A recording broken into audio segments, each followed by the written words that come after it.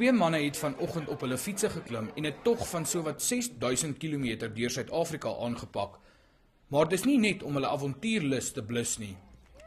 Hulle wil geld insamel vir 'n rigtinggewende hofsaak oor die uitleef van geloof in verskeie Afrikaanse skole.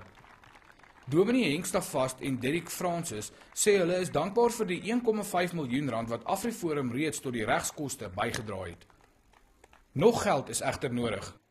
In eerste plek bewusmaking onder ons mense dat hier 'n stryd is ten opsigte van hulle geloof, ten opsigte van alle godsdienste. En dan tweedens natuurlik wil ons dan ook fondse insamel vir die hofsaak sodat ons dit kan bestry en kan beveg. Die Instituut vir Christelike Onderwys sê alle gelowe gaan deur die saak benadeel word. Die hofsaak is eintlik 'n aanval op alle gelowe, selfs die Islam en die Jood word daardeur geraak. Ek dink daarom sal ons al drie teen die hofsaak gesamentlik veg en sê ons wil die reg van vryheid hê om ons godsdienst te beoefen in ons bepaalde skole.